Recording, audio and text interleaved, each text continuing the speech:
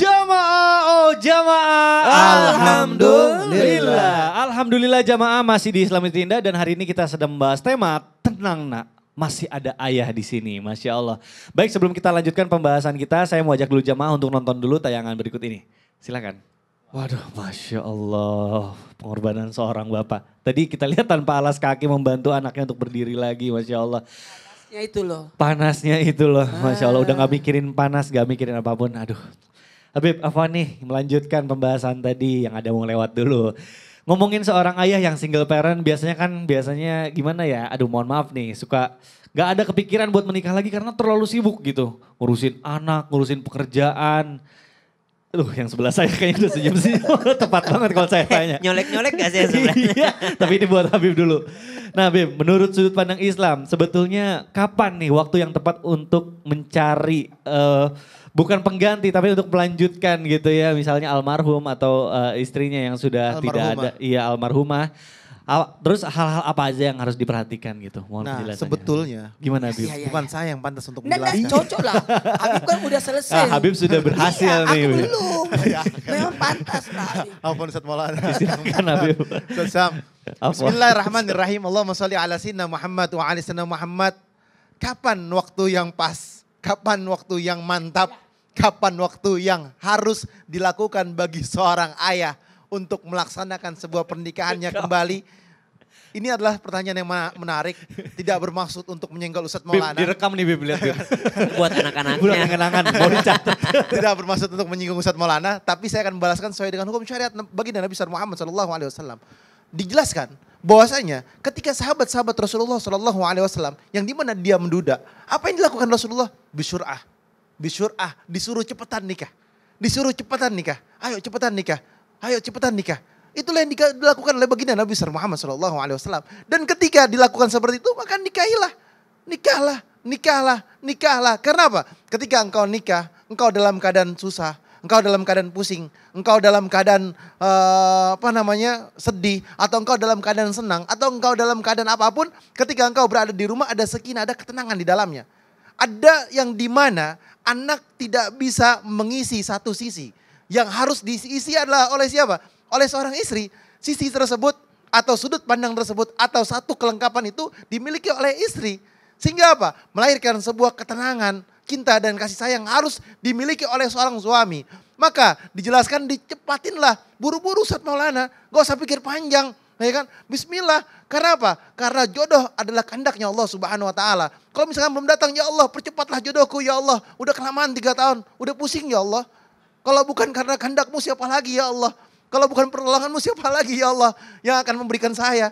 Saya ini bukan yang gak laku, tapi pusing milih-milih. Betul gak Ustaz? Terlalu selektif gitu ya? Terlalu selektif dan terlalu memilih gitu kan. Iya. Jangan kelamaan milih Ustaz, nanti salah pilihan. Oleh karena itu, kita nih ketika sudah menikah, ya kan, sudah menikah lagi, mana yang harus kita pilih? Istri atau anak? Istri atau anak kita? Ingat, kita sebagai seorang suami harus bertindak adil. Enggak boleh kita menyudutkan anak kita dan tidak boleh kita menyudutkan istri kita. Kita harus mengetahui dua versi. Misalkan ada kejadian seperti ini atau ada kejadian seperti apapun, kita harus lihat versinya. Lihat versi istrinya, lihat versi anak kita. Dan kita harus mengambil keputusan yang adil. Karena apa? Kalau kita enggak adil, la yaradu anhu rabbuhu. Allah enggak ridho sama kita. Jadi intinya adalah gak boleh orang tua itu pilih kasih. Karena ada istrinya, istri yang baru. Ya kan, anaknya dianiaya, anaknya salah sedikit dimaki-maki, ini itu dan lain sebagainya. Gak boleh, harus berlaku adil. Karena kalau menjadi seorang bapak dia tidak adil, maka tidak ada keberkahan di dalam rumah tangganya. Jadi wajib bagi seorang orang tua untuk bertindak adil terhadap anak kandungnya. Dan bertindak adil terhadap istrinya. Dan juga bagi seorang istri, ingat bahwasanya itu tetap anak kita. Karena dialah adalah anak suami kita. Sayangilah dia, cintailah dia. Maka akan tersentuh hatinya. Kalau kalian membeli hatinya, akan mendapatkan keberkahan. Akan mendapatkan keridhaan Allah Subhanahu wa taala. Jadi jangan mentang-mentang, ini anak tiri saya, udah gak apa-apalah disiniin lah. Udahlah beginilah, saya sayang sama suaminya kok, bukan sama anaknya. Gak boleh gitu, haram. Bahaya, tidak ada keberkahan di dalamnya. Sehingga apa? Timbul penyakit hati, syirik, dengki terhadap anak suaminya dan cemburu terhadap anak suaminya. Inilah yang dampak akan terjadi sebuah kesalahan yang fatal yang menyebabkan apa? Menyebabkan kehancuran dalam rumah tangganya. Waduh, Masya Allah. Jadi kita juga harus memilah begitu, maksudnya harus selektif itu perlu, tapi jangan terlalu selektif gitu ya. Tapi perlu juga selektif untuk bisa mendapatkan istri yang sayang juga sama anaknya gitu ya, Bib. Ustadz Ya? Maulana tuh dari kemarin mikir, takutnya dapat pasangan gak sayang Ustadz sama Maulana. anaknya. Kok Ustadz Maulana lagi? Ustadz Maulana lagi, ya udah deh. Habib, terima kasih penjelasan, kita lanjut langsung nih. Ustadz Maulana, kita tahan dulu ya mengenai itu. Ini saya mau bicara soal mendidik seorang anak. Ustadz Maulana, Masya Allah kan sudah punya anak berapa berarti Ustadz? Mohon maaf. Aku punya anak 4. Ada laki-laki Laki-laki satu, 1, perempuannya 3 perempuan. 3. Nah, Masya Allah. Ustadz Bicara- Maulana sudah menempatkan tempatnya dalam surganya Allah Subhanahu wa Wah, Ta'ala. Masya Allah. Bisa Amin, menjaga ya anak Allah. perempuannya 3. Betul. Ya kan? Dakhalal jannah. Masya Insya Allah. Amin, amin. Nah, Ustadz, Afwan nih izin bertanya, kan mendidik seorang anak. Tapi istrinya belum ada. Itu doang. Kurang kan, ada perbedaan antara Ada mendidik perbedaan. anak laki-laki dan anak perempuan. Mendidik anak laki-laki dan perempuan itu kan beda. Jelas beda ya. Nah, lalu bagaimana nih seorang ayah menjelaskan ketika mendidik anak perempuan yang mulai menginjak remaja tanpa adanya sosok seorang ibu? Nah, itu kan agak susah. Mohon penjelasannya, Guru. Baik, Silakan. Masya Allah, tabarakallah, izin Habib Tafadhol, dan Ustaz. Ustaz dan semuanya. Guru-guru dimanapun berada dan semua para duda dimanapun berada. Waduh, betul. Nah, ketika ingat ya, anak laki-laki, anak perempuan. Anak laki-laki itu kebanggaan, anak perempuan itu adalah kesayangan. Nah, anak laki-laki itu, maaf harus saya sampaikan, sampai kapanpun milik ibunya. Anak perempuan milik ayahnya. Makanya ketika anak perempuan menikah, yang jadi wali adalah ayahnya. Nah, sebenarnya yang paling repot itu aku sudah bayangkan juga. Mendidik anak perempuan itu luar biasa. Kita sebagai sosok ayah harus memberikan keteladanan. Keteladanan. Bagaimana sosok anak itu bangga dengan ayahnya dari sisi perempuan. Anak laki-laki ya biasalah. Gampang lah kita biasa ke masjid sama-sama. Tapi perempuan kan di belakang. Nah, dalam hal ini tempatkanlah tempat tersendiri di hati anak. Di hati anak. Kita berada dalam sisi anak. Tempat yang, jadi ada, saya nyisir rambut anak loh tiap Jumat. Oh iya, Ustaz. Iya. Ada tradisi saya. Dulu waktu pertama kali datang saya sisir tiap hari. Kemudian saya sisir sekali sejumat. Saya sisir. Kadangkala Senin dan Kamis aku sisirin. Dan sekarang sekali sebulan aku nyisirin. Karena udah besar-besar. Tapi aku tetap nyisirin. Hah? Insya Allah Ustaz. Aku nyisirin anak. Kenapa? Karena dalam Kenapa, Ustaz? menyisir anak itu kedekatan kita sambil ngobrol. Jadi gimana sekolahnya? Saya nyisir. Ada bonding. Ada bonding, kedekatannya. Ada kedekatan. Dan ada bentuk penuh kasih sayang. Yang paling berat bagi saya, bagi sosok ayah yang mendidik anak perempuan yang beranjak dewasa, ketika harus memperkenalkan menutup aurat, memperkenalkan tentang datang bulan, dan mohon maaf, alhamdulillah teknik yang saya gunakan ketika anak datang bulan itu adalah sesuatu yang menyenangkan. Sesuatu yang Sesuatu menyenangkan. yang menyenangkan. Bukan sesuatu yang Menakutkan gitu ya. merisi. Bukan. Iya, Tapi sesuatu yang menyenangkan. Bahwa dalam Islam ada yang namanya datang bulan haid itu adalah di mana dalam posisi ini kamu lagi dibersihin dan tidak sholat. Iya, jadi sampai Anwar juga mau halangan. Nggak bisa dong. Kan biasanya kalau halangan malu. Iya, Ini iya. tidak. Kenapa? Enggak. Dia dengan bangganya. Oh. Kamu tidak puasa. Oh, jadi adik-adiknya Masita sama Aira pun mau halangan. Kapan aku halangan? Nanti kemungkinan kelas 5 Lucu kelas banget 6 ini SD. kisahnya, Masya Jadi Allah. bukan sesuatu yang tabu. Iya, betul. Kan itu kan malu mereka. Tapi ternyata jadi sosok ayah bukan sesuatu yang tabu. Tapi jadikan sesuatu adalah rangkaian ibadah. Masya Allah. Dan ini cara berkomunikasi Ustadz Maulana patut ditiru juga, menjadi pembelajaran untuk kita semua. Menjadikan sesuatunya itu yang awalnya kaku, kikuk, tabu menjadi fun gitu ya. Menjadi easy to communicationnya, Masya Allah. Baik jamaah, luar biasa pembahasan kita. Nah ini kita akan lanjutkan, tapi sebelumnya kayaknya ini udah banyak banget pertanyaan yang masuk ke sosial media Islami Tindah. Langsung aja sekarang kita masuk ke segmen Tanya Dong Ustadz. Kami semua tanya dong Ustaz. Baik, Masya Allah, tabarakallah. Terima kasih jamaah yang sudah mengirimkan pertanyaannya melalui sosial media. Langsung aja kita bacakan pertanyaan pertama ada melalui Instagram Islam itu Indah. Pertanyaan dari @hamba_Allah. Assalamualaikum warahmatullahi wabarakatuh. Waalaikumsalam warahmatullahi wabarakatuh. Ustadz Habib, sosok ayah adalah cinta pertamanya untuk seorang anak perempuan. Dan baru-baru ini aku harus mengikhlaskan ayah untuk pergi selamanya. Innalillahi wa inna ilaihi rojiun. Hancur hatiku ketika kehilangan sosok ayah. Bagaimana cara mengikhlaskan kepergian sosok ayah dan cara menemukan kembali sosok seperti ayahku untuk calon pendampingku? Habib Usman, boleh dijawab sambil duduk aja.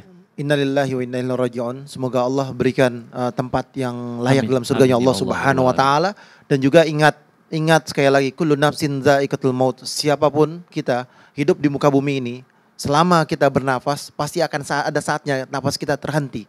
Siapapun di muka bumi ini pasti akan dicabut nyawanya oleh Allah Subhanahu wa taala. Jadi, ketika kita mempunyai ayah, dia berpulang ke rahmatullah, wajib bagi anak yang pertama adalah mendoakannya dan selalu mengingat akan kebaikan-kebaikannya dan tiada henti-hentinya mendoakannya dan yakin bahwasanya ini yang terbaik dari Allah Subhanahu wa taala. Ada hikmah yang bisa diambil. Kita ikhlaskan, kita serahkan kepada Allah Subhanahu wa taala. Dan bagaimana cara menemukan kembali sosok ayah? Berdoa kepada Allah, meminta kepada Allah dengan sebaik-baiknya. Ya Allah, pertemukanlah aku sebagaimana Engkau mendapatkan atau memberikan aku seorang ayah yang baik terhadapku, dan Engkau ya Rabb berikanlah aku ini seorang pasangan yang sama seperti ayahku, baiknya, akhlaknya, ibadahnya dan lain sebagainya. Berdoa kepada Allah, bermunajat kepada Allah. Jangan tinggalkan sholat 5 waktu, jangan tinggalkan bangun malam. Sujud terakhir minta kepada Allah, ya Allah jadikanlah kami hambamu ya Allah yang mendapatkan pasangan yang terbaik, yang mendapatkan ridhamu, yang Engkau ridhoi, dan menjadikan semuanya itu keluarga yang sakinah, mawaddah warahmah. Amin ya Allah ya Rabbal alamin. Amin amin ya Allah ya Rabbal alamin. Baik, mudah-mudahan terjawab dan kita lanjutkan ke pertanyaan kedua. Seperti biasa ada yang spesial untuk pertanyaan kedua ini. Pertanyaan surat. Pertanyaan surat. Mantap. Mari kita ambil dulu suratnya. Bismillahirrahmanirrahim. Ini dia. Langsung Surat cinta, aja di situ aja. Surat cinta dari jamaah untuk guru-guru Ayo, kita yang ada di dibacain. sini. Baik, ini dia kita lihat dulu. Ini dia suratnya nih, Masya Allah. Kita biar sama-sama baca nih. Kayaknya Oh, tulisannya susah ya. Oke deh. Langsung aja kita bacakan. Sragen 31 Juli, ini masih Juli tapi baru kita baca, mohon maaf ya. Baik. Assalamualaikum warahmatullahi wabarakatuh. Waalaikumsalam warahmatullahi wabarakatuh. Ustadz Habib, aku seorang single parent yang ditinggal pasangan nikah lagi. Aku nggak ada dan belum kepikiran buat menikah lagi. Sebetulnya apa sih perbedaan adanya sosok seorang ibu single parent atau ayah single parent? Misal dari sosok ayah single parent yang tidak bisa kita dapatnya sosok ibu. Biasanya kan antara ayah dan ibu memiliki perbedaan. Wassalamualaikum warahmatullahi wabarakatuh. Ustadz Syah mungkin boleh dijawab nih pertanyaannya. Silakan, Baik, Guru. bismillahirrahmanirrahim. Tabi guru kami semua, Habib. Ustaz Maulana, Mas serta guru-guru kami yang dimuliakan Allah Subhanahu wa taala. Ba'da naqul a'udzu billahi minasyaitonir rajim. Wa wassayna al-insana biwalidayhi hamalathu ummuhu wahnan 'ala wahn wa fisaluhu fi 'amayn an ishkur li wa liwalidayka ilayyal masir. Dalam surah Luqman, Allah Subhanahu wa taala berfirman, "Wa wassaynal insana biwalidayhi hamalathu ummuhu wahnan 'ala wahn." Hendaklah seorang anak berbuat baik terhadap kedua orang tuanya, wabil khusus ibunya. Karena ibunya wahnan 'ala wahnin wa fisaluhu fi 'amain. Karena ibunya telah melahirkan, menyusukannya, menyapihnya hingga 2 tahun. Anishkurli wa liwalidayk ilayyal masir. Agar mereka bersyukur kepadaku, kata Allah, dan mereka berterima kasih terhadap kedua orang tua mereka. Maka jikalau dikatakan adakah perbedaan seorang dengan single parent laki-laki dengan seorang wanita? Maka subhanallah, yang pertama tentu saja laki-laki tidak mendapatkan pahala yang tadi, pahala menyapih anak hingga 2 tahun. Tentu saja laki-laki tidak mendapatkan pahala melahirkan, tentu saja laki-laki tidak mendapatkan pahala menyusukan, tentu saja laki-laki tidak mendapatkan pahala-pahala yang memang khusus seorang ibu yang bisa melakukannya. Maka subhanallah, itulah keutamaan seorang ibu atau seorang wanita yang memang disebutkan di dalam Al-Quran. Kemudian yang kedua, dari hadis baginda Nabi Sallallahu Alaihi Wasallam, memang derajat wanita diangkat oleh baginda Nabi Sallallahu Alaihi Wasallam dengan mengatakan ummuka ummuka ummuka thumma abuka, ibumu ibumu ibumu, baru kemudian daripada ayahmu. Keutamaan seorang wanita. Namun terlepas daripada itu semua, karena tidak semua perjalanan hidup kita ini sesuai dengan apa yang kita inginkan.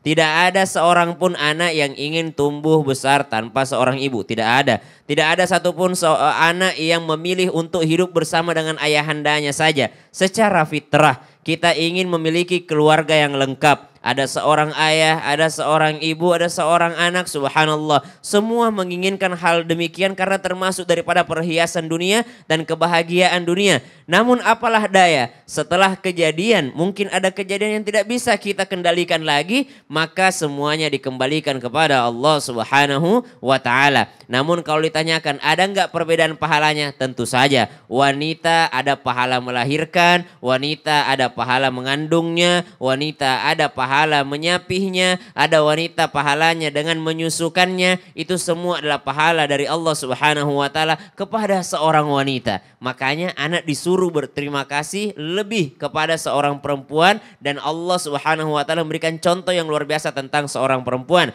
Namun Adinda, Ananda yang sedang menyaksikan Islam itu indah, bukan berarti surga di telapak kaki ibu sudah hilang, tidak. Karena Nabi mengingatkan, ragima anfun, ragima anfun. Celakalah seorang anak yang mendapati kedua orang tuanya masih hidup dalam usia senja, atau salah satunya saja. Nabi tidak sebutin di situ ibunya kah, bapaknya kah, ya. Sementara mereka tidak menjadikannya salah satunya adalah pintu surga. Maksudnya meskipun hidup bersama dengan ayah seorang saja, meskipun hidup dengan ayah yang single parent tanpa seorang ibu, mesti seorang anak menjadikan ayah tersebut sebagai pintu surganya. Menjadikan ayah tersebut adalah seorang yang bisa membukakan pintu surganya. Kemarin baru-baru viral ada sebuah postingan gambar seorang anak kecil nginjek punggung bapaknya gitu ya. Iya kan, dipijitin bapaknya dengan cara diinjek. Ada kalimatnya dengan mengatakan, saya sungguh menyesal kenapa tidak lebih sering saya dulu menginjak-injak badan bapak saya ketika dia minta. Kenapa? Karena ternyata ketika saya menginjak kakiku ke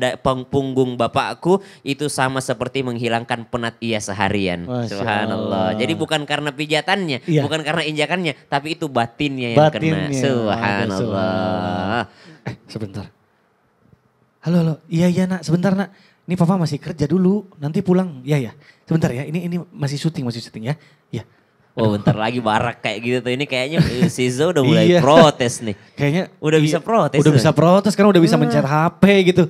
Nah Ustaz Syam, pas banget nih, gimana ya caranya supaya kita itu bisa membagi waktu antara pekerjaan sama anak. Terus kan memang anak itu pasti nanti membutuhkan uang, tapi anak juga perlu bangga siapa orang tuanya. Nah gimana supaya menjadi sosok idola untuk seorang anak? Begitu aja kok pusing. Nabi kan udah jelasin nih, ada alokasi gitu ya.